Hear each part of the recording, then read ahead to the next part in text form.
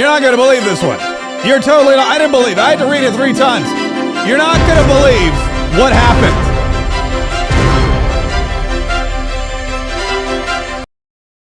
Pam Bondi, the Attorney General of the United States of America, she arrested somebody. I know. Crazy, right? I don't know if it was her or Todd Blank. I don't know who was actually responsible for it, but Pam Bondi actually arrested people who did stuff that was illegal. 3 of the protesters from the Church of Minneapolis were arrested, including this guy. So, Pam Bondi, you want to come and arrest me? You want to come and give me charges? So be it. And for all the people giving me death threats, threatening my life, kill me. Go ahead, kill me.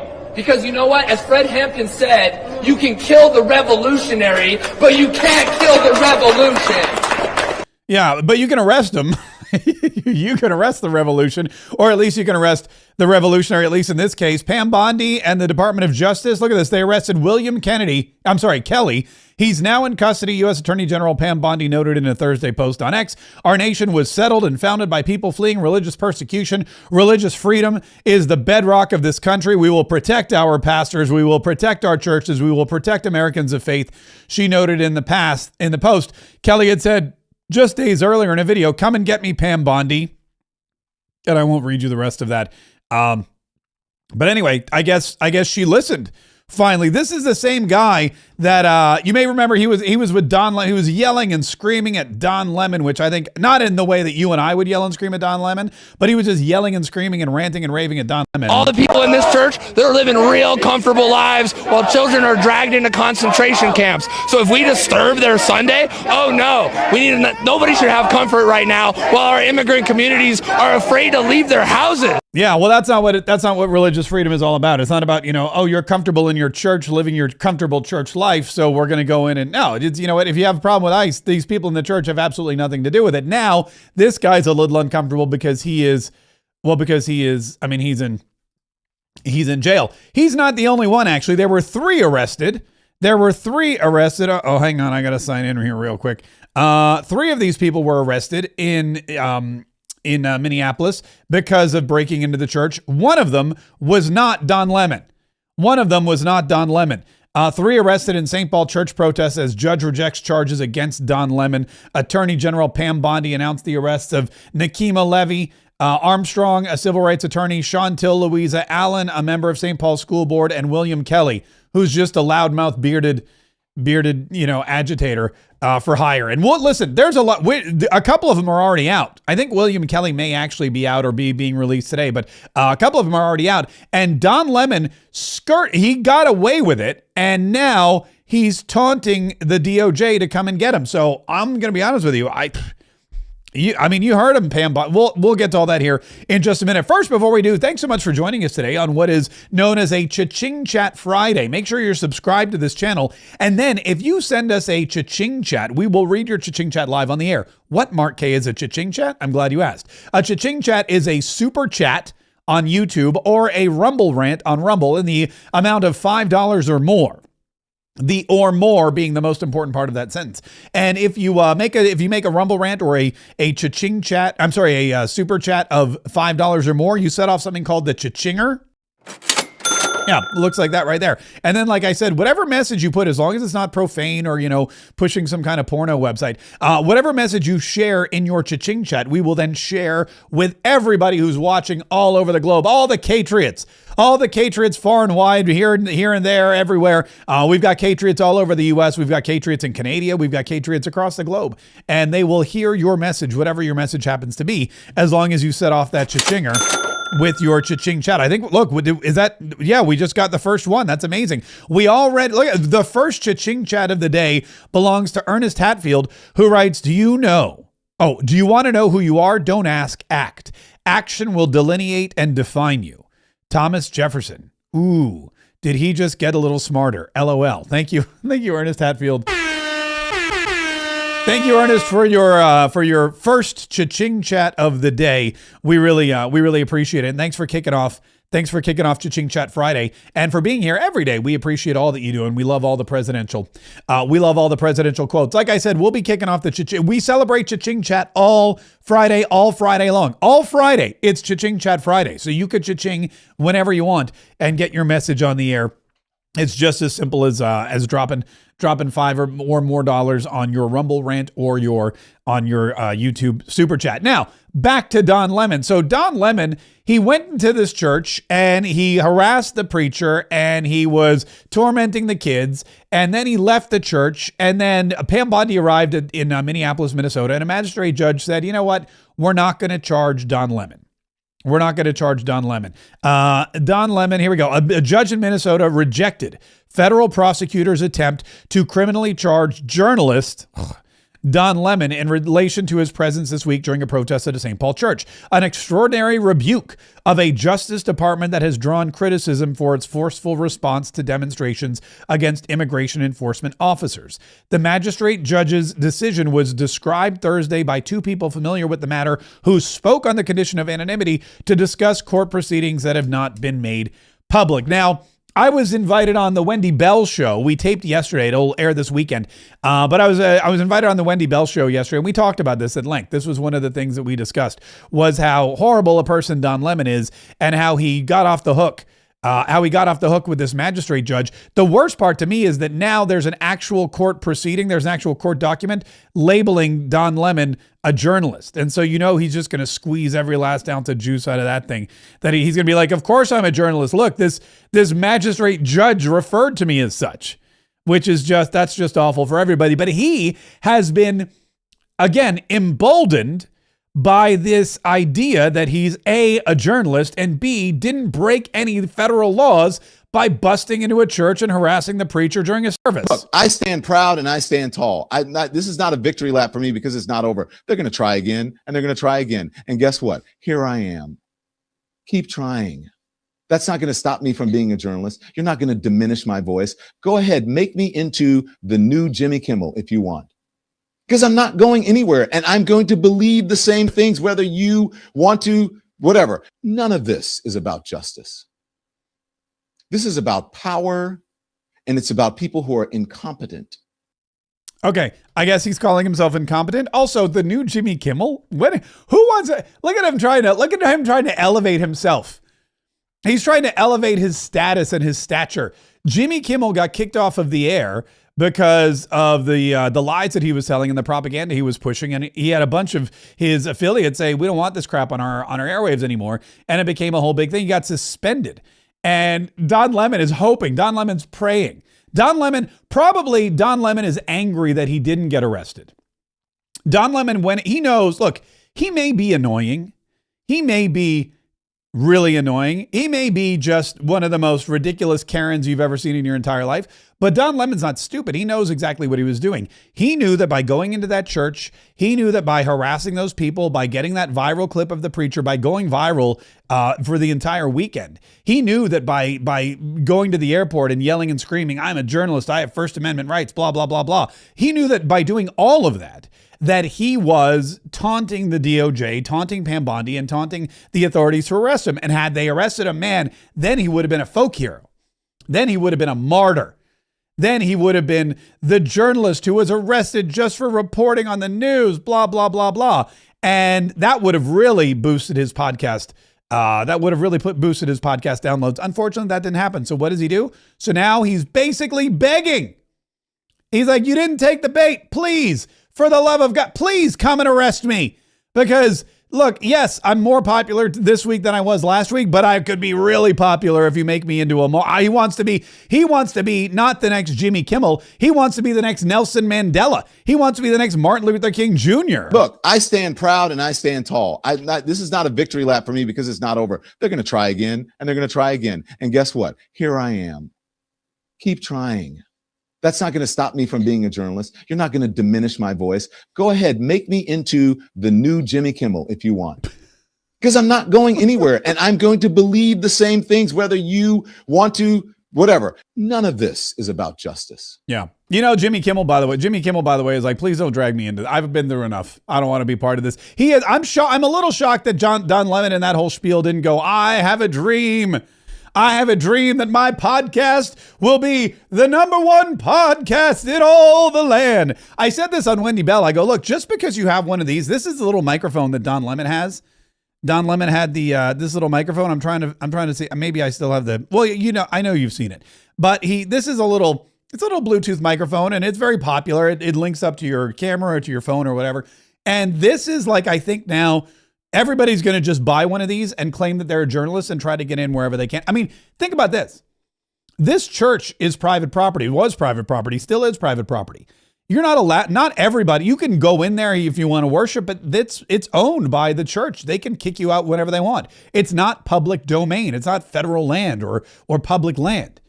It is a privately owned church. But Don Lemon grabs one of these from Best Buy and he rolls in and he goes, here I am. I'm a journalist. This is the next civil rights movement. This is how it starts. Preacher, what do you think about Jesus? Wouldn't he hate you for being a part of ICE? Preacher, don't you feel horrible about yourself? Preacher, let me grab you. But if you touch me, I'm going to yell and scream. All you need is one of these now is what we're learning. This is what this Minneapolis magistrate judge has told us. If you have one of these, you can go wherever you want. You want to go into the locker room at the I don't know what during the Super Bowl? You can just. I'm a journalist. I'm going in. You want to go to the tasting room at the Jim Beam Distillery in Kentucky? Just walk on with me. I'm a journalist. I can be here and I can do and I can say whatever I want because I am a journalist. I have one of these. That's what we're learning. That's what Don Lemon's whole Minneapolis kerfuffle has taught us.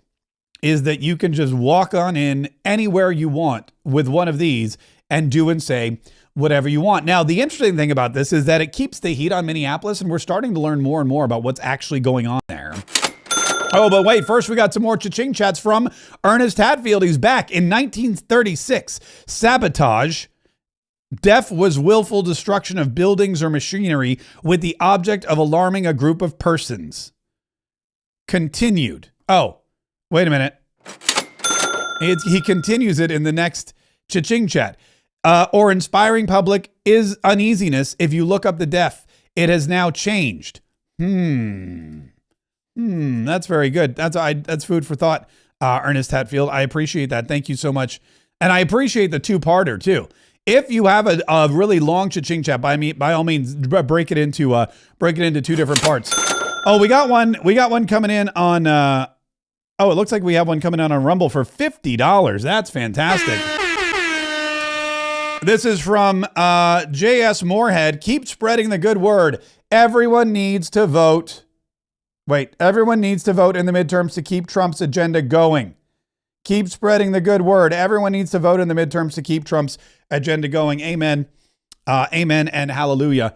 Thank you so much for your cha-ching chat. Thank you so much for doing that. That was very, very, very generous. And we do appreciate every single person who sends in a cha-ching chat. Oh, wait a minute. There's a third part from Ernest Hatfield. Smarter. Nah, God bless you, Mark and Catriots. Thank you very much, Ernest. God bless you too.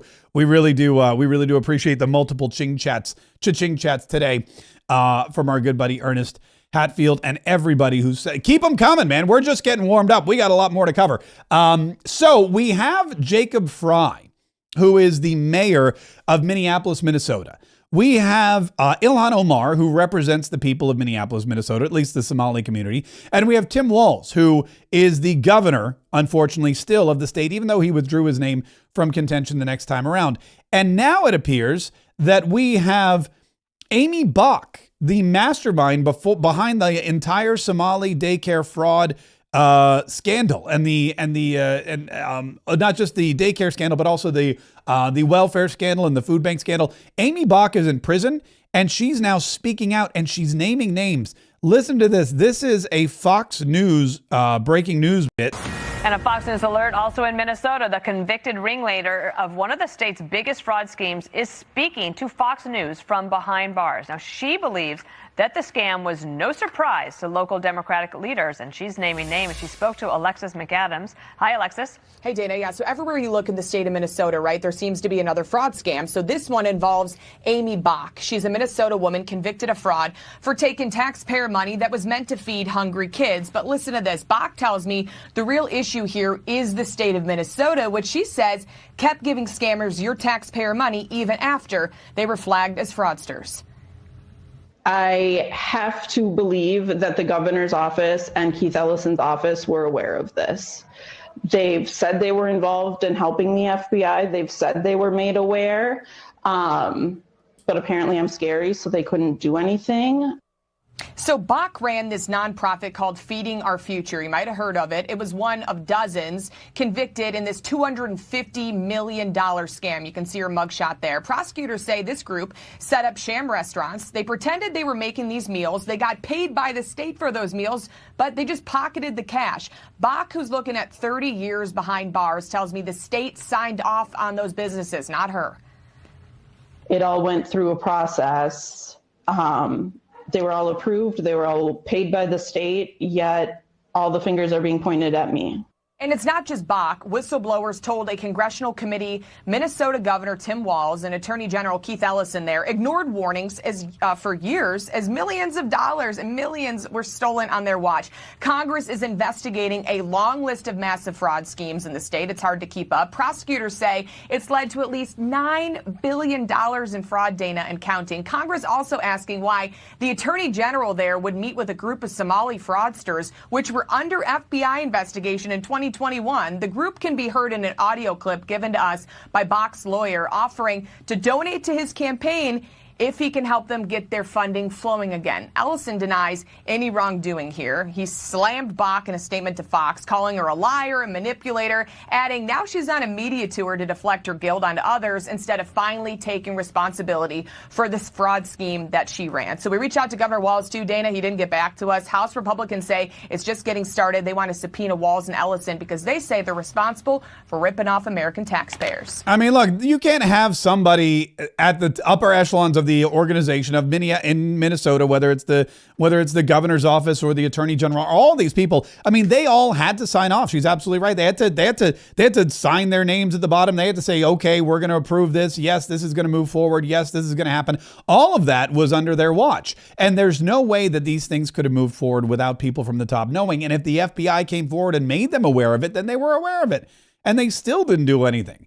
Even if they weren't complicit, they were aware.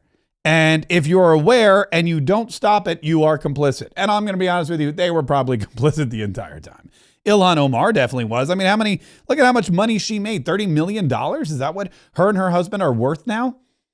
After having literally zero when she got to Congress? Will Cain on I guess it's the Will Cain show. Is that what it's called? He connected the dots. Ilhan Omar, Tim Walz, Attorney General Keith Ellison. We see a web of connections between them and those directly involved in the fraud. For example, Ilhan Omar alleged enabling introducing the 2020 Meals Act, which was ultimately subject to fraud. Held a campaign victory party at the Safari restaurant. That's where one of the men who run that restaurant has associations to the convicted individuals. And then there's Tim Walz. House Oversight Investigation role in his role as governor, or Keith Ellison, the Attorney General. His job is to enforce the law in Minnesota, but instead he's getting donations after meeting with the Feeding Our Future representatives. The Feeding Our Future, the biggest known yet part of this entire theft ring. The interesting thing that we see here, is my light already blinking? That's annoying. The interesting thing that we see here, and the interesting thing that we see throughout this whole process is that you have Tim Walz and Ilhan Omar and all these other people who have been, raging against ICE, raging against the investigations, raging against the FBI, raging against Nick Shirley.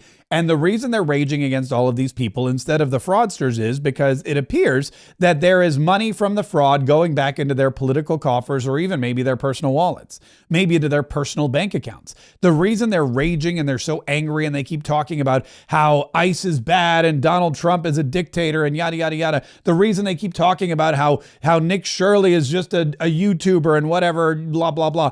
All of that comes from and stems from their willingness, or their, I guess you would say, need to cover up this investigation. They need to end it because the more people dig into it, the more they realize these people are probably culpable. Tim Walz was speaking to protesters. I guess he was at this is the governor's mansion, and he's safely behind the bars of the mansion, away from the common folk. Served on the China Commission in Congress, ironically enough, as co-chair with Marco Rubio. We used to bring in Chinese political prisoners, and we would ask them, when we speak up and call out your government, is it bad? And they said, well, in the short run, it's bad because they torture us. But if you don't speak up, they will torture us and forget about us. And the idea is right now is we have to be speaking up. We have to call it out. You are doing everything, and our neighbors are doing everything. And I can't stress enough on this. We're winning it because we're doing it with Minnesota grit. Yeah, I don't know why. By the way, I don't know why he's got the world's smallest bullhorn. I don't know why it's his light blue color. And again, I don't know why he's standing by. If he were really a man of the people, why wouldn't he open the gate and be like, "Hey guys, let me just talk"? No, he's hanging over the bars with his wife and this tiny little kitty bullhorn, and he's spewing a bunch of bull. What's her name? Lisa McClain, from Congresswoman Lisa McClain, talks about this thing, and at the federal level. Listen here carefully. Hang on. Democrats took money from our kids. Democrats took money from your kids, the kids who need it most, dumped it into fraudulent daycare facilities, and turned the other way when this abuse was reported. This has been their pattern, so this really shouldn't surprise anybody. But what's happening there is absolutely disgusting. Tim Walz can announce that he won't run again for governor, but he will still be held accountable by House Republicans, and that's exactly what we're doing this week in the House Oversight Committee. Yeah. So the House Oversight Committee is investigating Tim Walz. They've been investigating all of this stuff, and they're trying to get to the bottom of it. And they're saying, look, you can not run for governor. That's fine. That's probably better for everybody in Minneapolis and Minnesota. But you are still going to have to answer for the things that you did do while you were governor. And it's interesting because moving into the midterms, all this unrest, everything that's happening in Minneapolis and Minnesota may turn the tide of leadership there. We saw how the governor's race is now being shaken up because what's his name? Mike Lindell, the MyPillow guy, is running for governor. Mike Lindell said enough is enough. We don't need another Tim Walz. We don't need another Democrat operative. We don't need somebody who's going to steal your money. We need somebody who's going to be an effective leader. And yes, we all believe that Amy Klobuchar will be running for governor, but Mike Lindell is going to give her a run for her money, hopefully. Also, Michelle Tafoya, who is the longtime NFL football sideline announcer. Michelle Tafoya has also announced that she's running for the Senate. And here's her talking about Minnesota and how corrupt it is. All right, I want to welcome in Michelle Tafoya, who spent most of her career covering the NFL from the sidelines. Now she's running for the Senate in Minnesota, where, Michelle, there's absolutely nothing going on out there in Minnesota to talk about. Good to see you again, Michelle. So, good to see you. Open seat in Minnesota. The primary is in August. We always hear about Minnesota nice, but that's not what we're seeing every day on TV. I'm just wondering, what do regular, hardworking Minnesotans think about what is going on right now in their state? You know, a lot of them want to decide, are they going to stay or are they going to leave? I mean, we all feel a crisis of leadership. We feel as though these political elites, and you're showing them there, Governor Tim Walz, Minneapolis Mayor Jacob Frey, have let us down, and they're not coming to save us. So I decided, you know what, I'm going to put my hat in the ring and try to step up and be an outsider with a backbone who will hold these people to account. But I hear from law enforcement, I hear from Minnesotans of all stripes, that they are sickened by the fraud. They are tired of the divisiveness. The chaos is just overwhelming, and they want change. And so, MichelleTafoya.com, if you can help us. Absolutely. And Donald Trump got almost 45% of the vote in Minnesota. So this is not like a deep blue state, but I feel like 45% of the population doesn't have a voice in that state. Well, here's the good thing about that state. We're removing a lot of the voters and sending them back to the foreign countries that they're from. So maybe that'll help. But yes, there is a lot of unrest in Minnesota, and Minnesota is a purple state. They want you to think it's a blue state. It's not. Yeah, sure, they manage to control everything at the moment, but when you look at the voters, when you go through the voter rolls, when you go county by county, you're going to see that there is a lot of conservatism running through Minnesota. Always has been. And it's only been recently that it's been kind of bastardized and stolen by the Democrat Party. But Minnesota rather, is a very, very purple and winnable state with the right candidates and with the right people in place. We'll see if Michelle Tafoya is one of those, or... Oh, wait a minute. But first, though, we're going to go to the cha-chinger because Jeff Tim has dropped a... Why is this doing this? Hang on. Let me edit this real quick because I don't know why all of a sudden what happened there? It's like huge. It's like the biggest... There we go. Let me resize a little bit. We got a cha-ching chat from Jeff Tim, who... What in the world happened here? Hang on. I'm resizing this on my screen for those of you that are listening to the podcast. Jeff Tim with a $5 cha-ching chat. And he writes, can the church man sue the alleged journalist? Sure, you can sue anybody for anyone if you want, but it's just a matter of whether or not you're going to win. And the fact that he wasn't criminally charged may make a civil suit a little more difficult, but maybe not. I would 100% sue. Although here's the problem with pastors. They're very forgiving. Those church folk are very, very forgiving. Some of the parishioners may be able to sue. And if I were one of the parishioners, I sure as heck fire would sue somebody. But yeah, you can sue anybody for anybody. It's just when you run a church, when you're a man of God, a man of the cloth, typically you don't really like to sue people. You try to forgive them. And it's not really my thing, but it's their thing. Anyway, Christiane Haggerty dropped a $5 cha-ching chat. And she wrote, Don may have gotten away with criminal charges, but he certainly can be brought up on violation of civil rights charges. See, there you go. There's Christiane Haggerty, attorney at law, to share with you an opportunity to bring up Don Lemon on civil charges, seeing as how the criminal charges are not going to stick, which is kind of, oh, look at that. We got another one coming in from My VA Lady who says, rebranded this fun bird page so the name isn't as risque as before. Subscribe on YouTube and follow at the Titmouse Life on Facebook and Insta for fun bird videos. It's still a little risque. The Titmouse Life on Facebook and Insta for fun bird videos. My VA Lady, thank you so much. We really appreciate the cha-ching chat. We really appreciate the support. We really appreciate all the generosity from all of our... Keep going, man. Cha-ching chat Friday is only halfway done. We got way more opportunity for you to drop your messages and your memorandum and have them read here on the show. All you have to do is drop a $5 Rumble rant or Facebook super chat, and we'll get your message up. It's called Cha-ching Chat Friday. Now, something else that's kind of funny is, there's really good governors out there. Like, for example, Ron DeSantis, really good governor. And then there's really bad governors like the aforementioned Tim Walz. And also there's a guy by the name of Gavin Newsom. And Gavin Newsom, this guy, it's just amazing. I thought when he was at Davos, Switzerland, and he was talking about Donald Trump being a T-Rex and all this other crap, and then he brought out that, I don't know if I showed you the knee pads, but the first clip he said, it was like he wanted to get world leaders some knee pads. He said, I want to get world leaders some knee pads because apparently what happens is the world leaders are kneeling down in front of Donald Trump, and he thinks that is unacceptable or whatever. So then he brought actual knee pads to Davos, Switzerland. Donald Trump, like signature knee pads or something like that. Here we go. Or he's selling them. Gavin Newsom, here it is. Look at this. He's got red knee pads. And he's selling, let me get the story. Gavin Newsom is hawking signature knee pads on his website featuring the president's signature as he continues crude anti-Trump shtick. The $100 red knee pads were available for pre-order on Newsom's website, with the proceeds going to fund his Campaign for Democracy committee.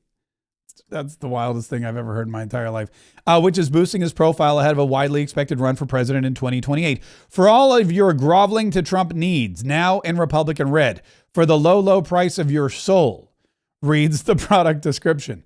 It came after Newsom continued to claim that everyone from European leaders to U.S. colleges, law firms, and corporate bigwigs were bending the knee to Trump and rolling over for his approval. The last round of knee pads sold out just as our law firms are selling out. Many American universities are selling out, and yes, many corporate leaders are selling out to this administration, he continued. It breaks my heart. People need to stand up, he said. The Democratic governor earlier this week in Davos also made a kneecap quip when asked if he had a message for European leaders regarding Trump's bid to buy Greenland. It's time to stand tall and firm and have a backbone. I can't take this complicity, people rolling over. I should have brought a bunch of knee pads for all the world's leaders. So this is how he thinks he's going to become the next president of the United States. He thinks he's going to roll this knee pad shtick into the Oval Office, which I don't think is going to work.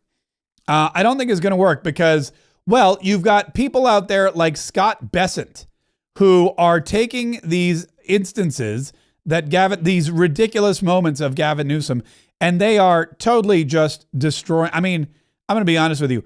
Gavin Newsom got so roasted by Scott Bessent. It is amazing. I think Gavin Newsom may be cracking up with some of these things he's saying. I think he may be in over his hairdo. And being on the national stage is very different than being governor of California with no signature achievements. But to say strange things like President Trump is a Tyrannosaurus Rex. What the hell does that mean? I could say Gavin Newsom is a brontosaurus with a brain the size of a walnut. And if you brought the knee pads, maybe that was for his meeting with Alex Soros. I don't know. Oh, no, he didn't. Oh, yes, he did. If he brought now Scott Bessent can make gay jokes because Scott Bessent's gay. That's how it works, right? You can make gay jokes if you're gay. You can use certain, racial slurs if you're a certain ethnic, that kind of thing. But but he goes, maybe Gavin Newsom brought knee pads for his meeting with Alex Soros. That is. Look, Gavin Newsom, he rolled it. He thought he had the best, he thought he had the best marketing strategy. He thought he had the best team. He thought for sure he was going to roll into Davos and boom, he thought he was going to steal the limelight. Everyone was going to want to talk to him. The press was, he was going to be a media darling. They thought that he was going to have this whole knee pad thing and he thought it was going to be brilliant and he was going to roll right into the White House with this knee pad thing. But it's backfiring on him bigly.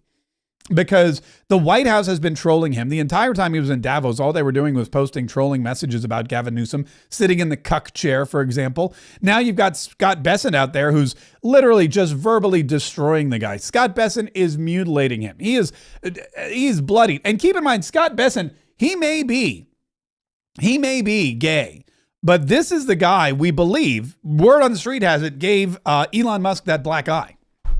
This is a guy who's tough. He's tough spoken. He's smart, and he will crack you in the head if you get in his way. So I wouldn't mess with Scott Bessent. And now the fact that he just totally just verbally assaulted Gavin Newsom. I mean, it's just wonderful. Every time Gavin Newsom does something, it blows up in his face, and that's why I'm kind of excited that he keeps doing these.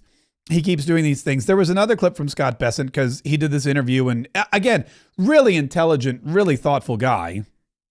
I think what we are going to see this year, I am, and as you can see, not given to hyperbole, but I think we are going to see a fantastic economic year in 2026. I said we set the table, now we're going to have the banquet, and one of the things that we're going to see, as I said, we've done trade deals, tax deals, the one big beautiful bill that passed on July 4th. I'm also the IRS commissioner, so I can see that working Americans have very substantial refunds coming, 150 billion that we're going to see in the first quarter. So the IRS did not give new guidance on the tax bill. So the president's signature policies for working Americans, no tax on tips, no tax on overtime, no tax on Social Security, deductibility of auto loans for American cars, which I will point out every Democrat voted against. Every Democrat voted against. But Americans did not change their withholding, so they're going to get substantial tax refunds, maybe $1,000 per worker in a household. Americans, we have now given guidance in changing your withholding, so Americans will also see a real wage increase. We've seen real wage. Yeah, and he goes on and on and on about how we've set the table for the banquet, and now we're all gonna feast. But that's the guy in charge of the Treasury. That's the guy that Donald Trump trusts with the Treasury policy, and that's why we're seeing such an economic boon. And that's why and also on top of that, he can play the dozens with Gavin Newsom and just totally bury the guy, which is just awesome. Oh, we're getting some more cha-ching chats in here. Look at this. This is great. We got our Rumble cha-ching chats are blowing up. Look at this. Squeakosaurus wrote, I bought a landscape light for my Mark K for Congress sign so even the dirty stayouts get to see it. Squeakosaurus, that's a great idea. That's a great idea. You know, I had one of those too. I had I don't have a lawn sign because my HOA doesn't allow yard signs, so I can't even put my own yard sign in my yard. But I do have a light because you know what would happen is the DoorDash guys or the delivery guys would come at night and they're like, we can't see your number on your house because it's in the yard. So I got a light that is it's like a, what do you call it? A solar panel light. So it just, all day it charges and then at night it just shines. And I think one of the lawn guys hit it with the lawnmower because it's totally destroyed. So I'm going to have to get another one. Maybe I'll do that. Maybe I'll do that after the show. We also got another cha-ching chat. It looks like coming in off of the Rumble rant. And that is from Harley Quinzel. Harley Quinzel, who writes, $10. Thank you very much. We appreciate it. Get the message out to all family and friends who are Republicans. We cannot lose the House at any cost. Great reporting, Mark, as always. Harley Quinzel, thank you so much. We appreciate it. Great cha-ching chatting, as always. And remember, these cha-ching chats, I like to point out, I'm not driving around in a Lexus or a Lamborghini or anything like that. These cha-ching chats, if you like this show and if you're watching this show or if you've just stumbled upon this show or maybe you've been watching this show for years, the cha-ching chats allow us to keep doing this show.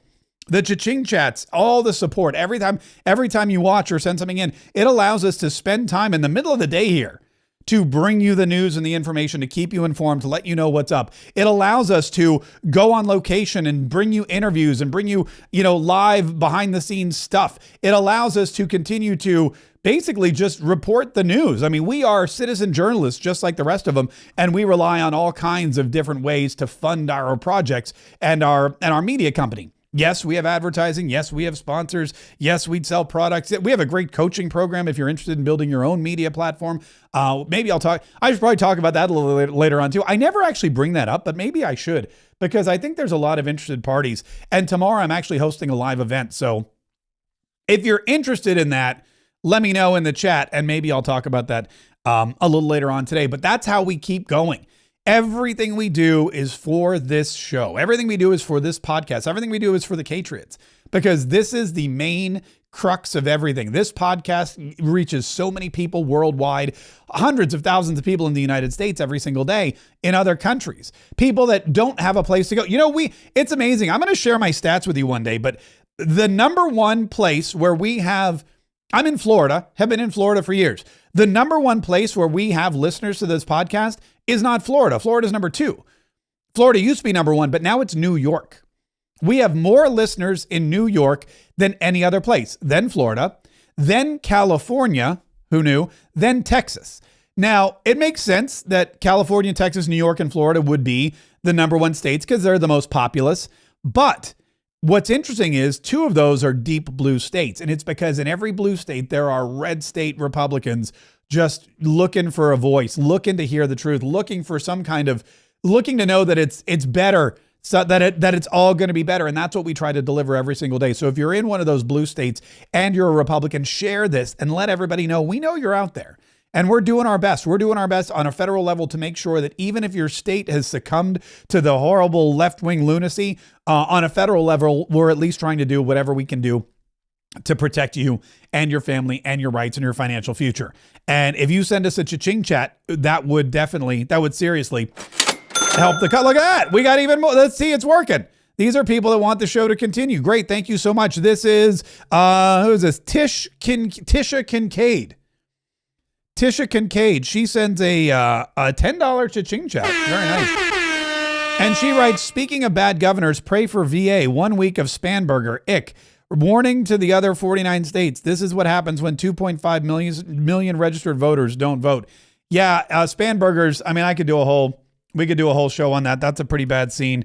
That's a pretty bad scene there, but we'll have to cover that on another day, because it is definitely something that, hang on. Sorry, I just got lost. It is definitely something that is it's a big problem. All right. Anyway, thank you so much keep the cha-ching chats coming, because we are going to keep going. JD Vance is kind of everywhere these days. And it's interesting to me because I think what I see with this administration is you've got kind of a pyramid, right? You've got this tiered pyramid. You have Donald Trump at the very top, right? Donald Trump is the guy. It's Donald Trump's administration. It's Donald Trump's White House. It's Donald Trump's party. We're just living in it. So Donald Trump is the top of the pyramid. Then as you branch out, you've got two, I would say, of the most prominent, most vocal, and most media savvy people right underneath it. Maybe three. Actually, I would throw Scott Bessent in there too. But you've got Marco Rubio, Scott Bessent, and JD Vance. And what I'm noticing is it used to be, or I thought what would happen is you would have this like even keel. Like you would go Marco, Scott, JD, Marco, Scott, JD, and they would kind of just loop around. But really what I'm starting to see is you have chunks. For example, Marco Rubio has been handling a lot of what's going on in Greenland and Ukraine and Gaza. And when they went, of course, abroad to the WEF, Marco Rubio was right there. He was at the beginning with Venezuela, all that kind of stuff. Anything foreign relation related, Marco Rubio's your guy. When Cuba finally falls, guess what? You're going to see Marco's face everywhere once again. And that's the separation. We've just happened in January to have a very foreign policy heavy docket, if you will. It's been a very foreign policy heavy month. Venezuela, the WEF, Greenland, all that stuff. Now we're getting back a little bit to domestic policy, and JD Vance is your domestic policy guy. When Donald Trump's not available or can't make it or anything else, then there is going to be JD Vance in your face. And JD Vance yesterday, he went to Minneapolis, Minnesota to talk about what's going on with ICE and to talk about the lack of cooperation and to make a ploy basically, or a play rather, or a plea, I guess what plea, whatever. He's making a plea with the folks in Minnesota, with the leadership to say, stop what you're doing, cooperate with us, and let's protect Americans. Here's another example of how the lack of cooperation between state and local officials makes it harder for us to do our job and turns up the temperature. Let's say, for example, we have a criminal migrant who is a sex offender. And let's say that we've got to go and arrest that person who, Democrat or Republican, wants a sex offender living in their community. I would hope that most people don't. But because they're an illegal alien, we don't know their last address. We may have known their address 3 years ago, but we don't know their address now. What we'd like to do is talk to local officials and say, you know what?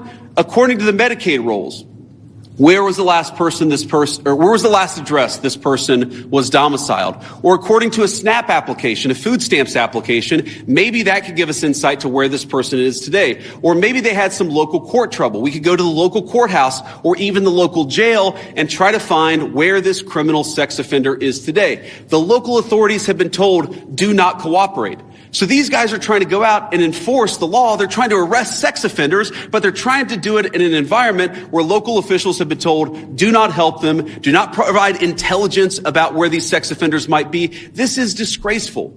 And there are a lot of things that all of us could do better to lower the temperature, but the number one thing that I learned today is that the best way to facilitate reasonable enforcement of the law, but also to lower the chaos in Minneapolis, would be for state and local officials to cooperate. Now, I will say, on one final positive note, I actually think that there's some hope, some reason to think that there's going to be better cooperation in the weeks and months to come.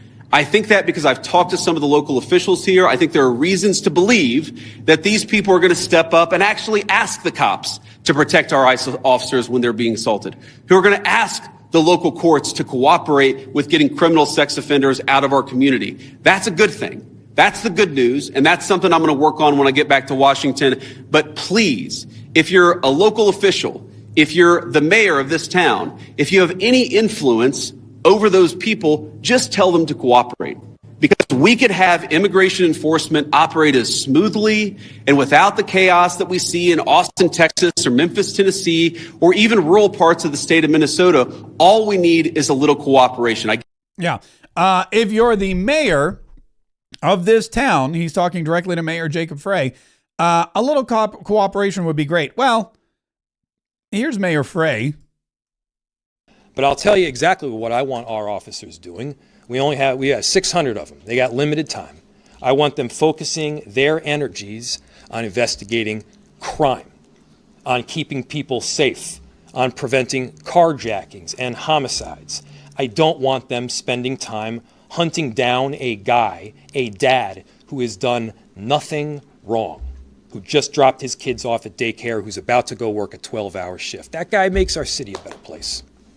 Okay, so that is Jacob Frey saying, I'm not going to cooperate. I want the police out there, which, by the way, it doesn't say a lot that he's got a lot of carjackings and other crime. I mean, they do have a lot of crime in Minneapolis, but that's what he wants. He wants the cops focusing on the homegrown crime, not the international crime.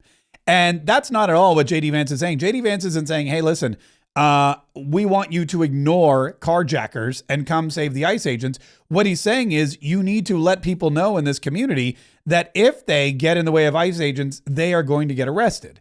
And if you do it a couple of times, eventually they get the message. That's how law enforcement works. Once you start enforcing the law and people know, then it becomes a deterrent. They're not enforcing the law at all, so people are like, great, we can get away with whatever we want. Don Lemon can walk right into a church. And this propaganda about this 5-year-old kid again, J.D. Vance was asked by one of the reporters about this. Here's the actual truth behind that story. My first defense, a local school district here is alleging ICE agents detaining a 5-year-old after preschool on Tuesday. We've also seen multiple American citizens detained by ICE or harassed by ICE in the last 6 weeks. Are you proud of how your administration is conducting this immigration crackdown here in Minnesota right now? Well, I'm proud of the fact that we're standing behind law enforcement, and I'm proud of the fact that we're enforcing the country's laws. But, you asked a question about this 5-year-old kid. I actually saw this terrible story while I was coming to Minneapolis. We just left Toledo, Ohio this morning for an economic messaging event. And I see this story, and I'm a father of a 5-year-old, actually, a 5-year-old little boy. And I think to myself, oh my God, this is terrible. How did we arrest a 5-year-old? Well, I do a little bit more follow-up research. And what I find is that the 5-year-old was not arrested, that his dad was an illegal alien. And then when they went to arrest his illegal alien father, the father ran. So the story is that ICE detained a 5-year-old. Well, what are they supposed to do? Are they supposed to let a 5-year-old child freeze to death? Are they not supposed to arrest an illegal alien in the United States of America? If the argument is that you can't arrest people who have violated our laws because they have children, then every single parent is going to be completely given immunity from ever being the subject of law enforcement. That doesn't make any sense. No one thinks that makes any sense. Yeah. So they arrest this father and the kid is there and the media wants ICE to just leave the kid abandoned. Instead, ICE is like, all right, we got to stay with this kid because, well, he's alone. Like, it would be irresponsible for us to just leave this kid alone. So somebody snaps a photo of the ICE agents with the kid and they go, ICE is detaining a 5-year-old. And then they made up some other duplicitous story about how the ICE agents used the 5-year-old to bait the father to get to the school so that they could arrest him. And none of that is true. It's all false. It's just like there was another propaganda piece about Americans getting arrested and deported by ICE. And J.D. Vance was asked about that as well. Earlier this week, local law enforcement accused federal agents of racial profiling. Why are there so many U.S. citizens being caught up in this operation? Well, I think your question assumes something that's not necessarily in evidence, which is that when there are American citizens who have been caught up in some of these enforcement operations, very often it is people who have assaulted a law enforcement officer. They're not being arrested because they violated the immigration laws. They're being arrested because they punched a federal law enforcement officer. That is a totally reasonable thing. Now, to the accusation of racial profiling, look, it's something that we take very seriously. We will take accusations of racial profiling back to Washington. We'll certainly look into them as they come up. But this is not a group that's going around and looking for people who violated the law based on skin color. They're looking for people who violated the actual law, the law of our immigration system in this country. And so long as we had more cooperation, I think they could do these things in a much more targeted way. They would actually know where some of the bad guys are. I mean, again, you hear things that are hard to believe, but I've confirmed that they are true. Sex offenders who we're trying to get off the streets, who the local officials won't tell us their last known address.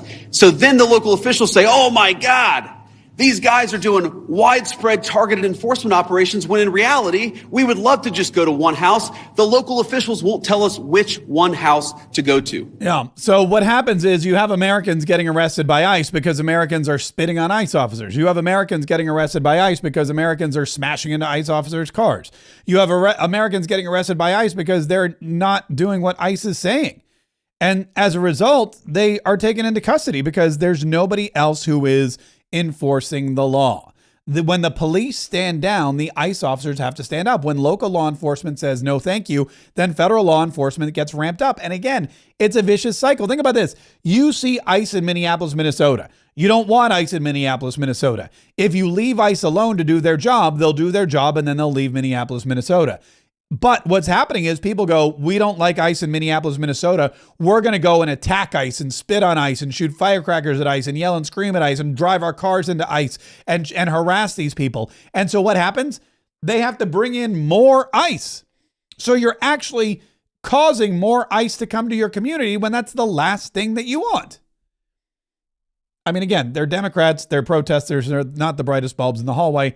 So, I mean, what can you expect? But I mean, it really is kind of interesting. But they've definitely given J.D. Vance the national policy reins, and I think what you're going to see here is Donald Trump, of course, will remain the head of the agency. He's going to be the head of the White House. He's going to be out there every single day. He's going to be talking to the press. He's going to be in the Oval Office. He's going to be signing these things and those things and the other things. But you're going to have J.D. Vance in the field, out there, sort of pseudo campaigning, if you will, for 2028 as your domestic policy representative, whether it's going to Ohio to talk to factory workers or going to Minneapolis, Minnesota to talk to the law enforcement or any of these other things, wherever. Today, he was at the March for Life. He went to the March for Life today in Washington, D.C., which is great because, who doesn't love life? Well, besides Democrats. But he was at the March for Life and he's a Catholic. His wife is pregnant.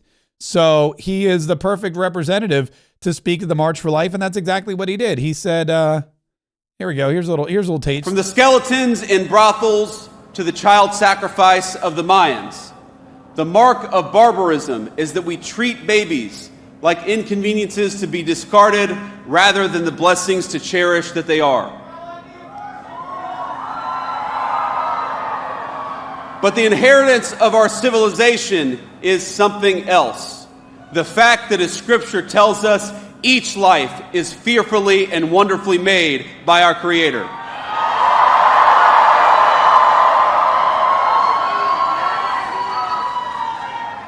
The March for Life, my friends, it's not just about a political issue as important as all this politics stuff is. It is about whether we will remain a civilization under God, or whether we ultimately return to the paganism that dominated the past. Today, the far left in this country tells our young people that marriage and children are obstacles, that it's irresponsible, even immoral because of climate change or some other reason, to encourage our young people to raise a family. They tell us that life itself is a burden. But we here at this march, we know that it's a lie. We know that life is a gift.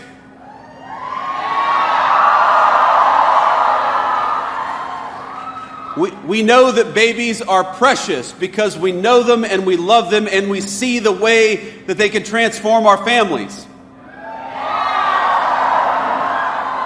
We know that family is not just the source of a great joy, but it's part of God's design for men and women, a design that extends outward from the family to our neighborhoods, to our communities, and to the United States of America itself.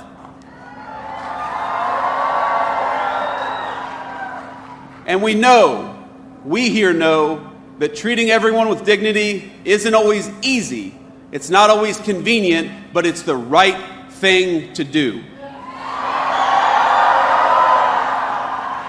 We know that the people telling our young men and women that discarding family and children is a form of liberation, we know that those people are telling a lie.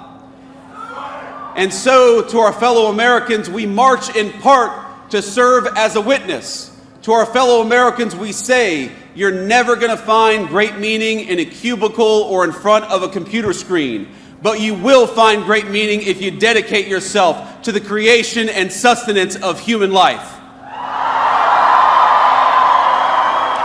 Now, the irony there is for most of us, in order to sustain human life, we have to sit in a cubicle or in front of a computer screen for hours on end. But that's neither here nor there. The message rings true, and that is your messenger, and probably most likely your presidential candidate for 2028 with Marco Rubio. You want to talk about Donald Trump knows his stuff, man. He got it right this time. He got the first time he made some mistakes. We can all admit that. We know Jeff Sessions wasn't the best attorney general. I mean, the jury's still out on Pam Bondi. We know that Mike Pence wasn't the best vice president, and he wasn't the long-term MAGA asset that Donald Trump needed to keep the party going. We know that Rex Tillerson and all the rest of them were just horrible. I mean, Rex Tillerson was an awful, awful Secretary of State, and the rest of them were even worse. But now we see that Donald Trump, he got some A players. He got a team that's effective, that's strong, and he's grooming them to continue taking his mantle and carrying it into the future, which is very, very, very exciting. And all we need to do is make sure that we're voting the right way, and we're making sure that that mantle continues to get carried into the future. Speaking of the future, tomorrow I am hosting an event. Now, this isn't your typical event. This isn't like a campaign event or anything. We've been for a long time. One of the aspects of our business or of our media company is once we grew this podcast and both of our podcasts and our social media assets into something that is a viable business with millions and millions of views every single week and listeners and customers all over the world, we started to coach and train other people on how to do that as well. Mostly experienced professionals and business owners. We have actually a fantastic community where every single week I share all the insights and the inside track on how to build a podcast or a social media platform that continues to grow your tribe and your influence and really give you all kinds of incredible opportunities that you maybe didn't have. And every couple days we do one of these live events. So if you're interested in that, if you are somebody who's maybe over 40, you've been in business for a while, you have a lot of knowledge to share. If you have a business already and you're looking to grow it or expand it, maybe you don't have a platform of your own. If you're somebody who's successful, but for whatever reason, not visible, or maybe you try to be visible, but you keep getting doxxed or canceled, or you just can't make it work, you're spinning your wheels, then you should come to this, because this is about claiming your authority, doing it publicly, and reaping massive rewards.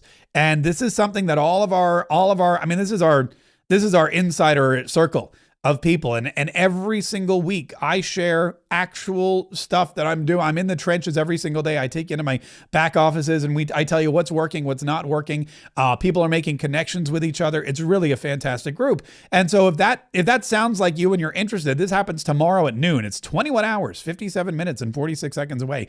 And all you have to do to get a seat is go to markk.com/register. We may actually have the link in the show notes, but go to markk.com/register and you can get a seat for this. Now, again, this isn't just for somebody who's like, I want a podcast so I can sell, coins, or I want to be a TikTok shop star. That's not what this is. This is for people that really are looking to transform their business with their own platform.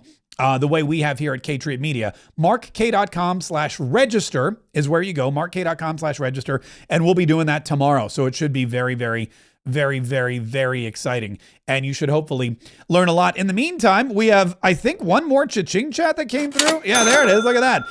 We have a cha-ching chat, another one from Harley Quinzel on Rumble. And Harley wrote, when can we get Mark K for 2 hours a day? We need more K-Triot time. You rock. Well, That's a great question. And there's a couple ways to do it. We need more cha-ching chats for sure. Once we get more, you can get more. We can grow back into 2 hours a day. We could grow back into 3 hours a day. We could grow with interviews. We could grow with more on-site stuff. We could grow into our own studio. We could grow with live studio audiences. We could grow to a place where we're doing live all kinds of amazing things. But again, growth comes at a cost. So keep the cha-ching chats coming. Now, if you want more Mark K, in just about 10 minutes, we're going to kick off our after party in our secret club, our Patriot Club on Facebook. And the way you do that is go to our Facebook page.